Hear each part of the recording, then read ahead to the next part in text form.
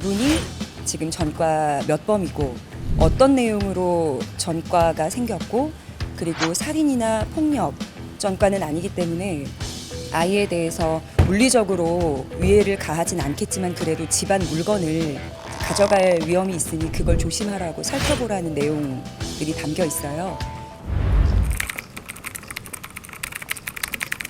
의원님 잠깐 질문 좀 드리겠습니다. 오늘이 이제 지난해 4월 이후에 첫 조사일까요?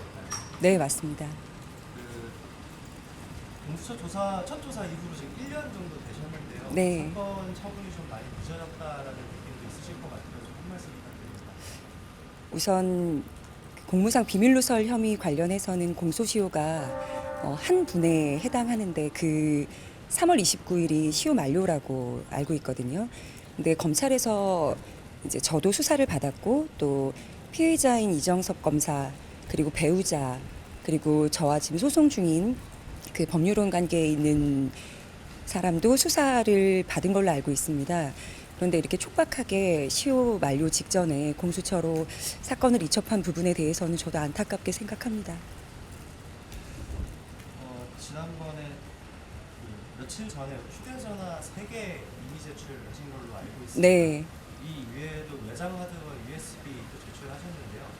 각각 좀 개수를 좀 구체적으로 말씀해 주실 수 있으실까요? 제가 전반적인 법리 상담은 유재율 변호사님이랑 나누고 있고 그리고 그 외장 하드와 USB는 유재율 변호사께서 제출을 하셨어요. 그래서 대수는 유재율 변호사님하고 이야기를 나누셨으면 좋겠습니다. 그리고 해당 휴대전화 제출하신 휴대전화에 리조트 직원이라든지 가사도우미라든지 처가 쪽에 부탁을 받아서 이 검사가 범죄 이력을 조회해야 된다 그런 정황이 담겨 있다라고 알려져 있는데요. 조금 더 설명을 해주실 수 있으실까요? 먼저 중앙지검에서 수사했던 내용들 관련해서는 그 같은 자료가 활용이 됐기 때문에 관련 자료들은 다 있습니다. 네. 혹시 오늘 더 추가로 제출하실 자료가 있으실까요? 시기를 특정을 이제 해야 될 텐데 그 시기 관련해서 저한테 자료가 남아 있는 게 더 있고 중앙지검에서 자료를 일체를 다 받으신 것 같지는 않더라고요. 그래서 필요하다면 받지 못한 자료에 대해서는 제가 적극적으로 협조를 할 생각입니다. 혹시 오늘 조사에 앞서서 공수처에서 좀 어떤 부분에 집중해서 물어보겠다라고 언지를 준 게 있을까요?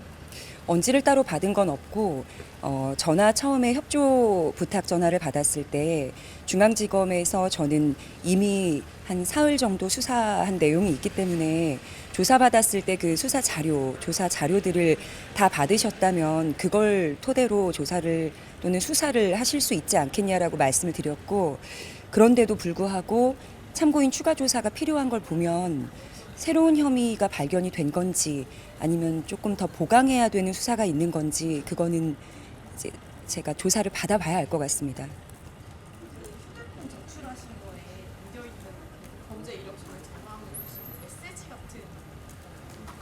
네, 메시지 상으로 일반인이 어떤 전과가 있는지 그리고 무엇을 조심해야 되는지 지침을 전달하는 메시지가 남아 있습니다. 그래서 누굴 상대로 조사를 했는지 특정도 되는 것 같고요.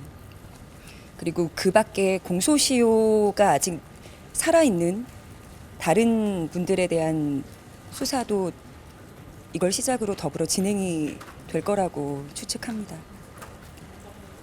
메시지 조금 더 구체적으로 얘기해 주실 수 있을까요? 일단 제가 국정감사에 자료 협조했던 내용을 보면 뜬금없이 전화가 와서 이분이 지금 전과 몇 범이고 어떤 내용으로 전과가 생겼고 그리고 살인이나 폭력 전과는 아니기 때문에 아이에 대해서 물리적으로 위해를 가하진 않겠지만 그래도 집안 물건을 가져갈 위험이 있으니 그걸 조심하라고 살펴보라는 내용들이 담겨 있어요. 그래서 구체적인 전과 내용과 전과 몇 범이라는 것들도 알고 있는 정황, 그 사실이 담긴 메시지입니다. 어떤 내용 물어볼지는 사실 공수처에서 조사 과정에서 네. 검사 수사관 같은 분들이 말씀하시겠지만 대변인께서 오늘 주로 말씀 아마 기소되고 불기소되고가 구별이 될 텐데 기소된 내용에 대해서 질문을 하실 것 같고요. 그리고 그거에 추가적으로 제가 덧붙일 내용들이 있다면 더 이야기를 할 예정입니다. 자료가 충분히 넘어왔다면은 그것도 질문을 하겠지만 아니라면 제가 덧붙일 내용들도 더 있을 것 같습니다.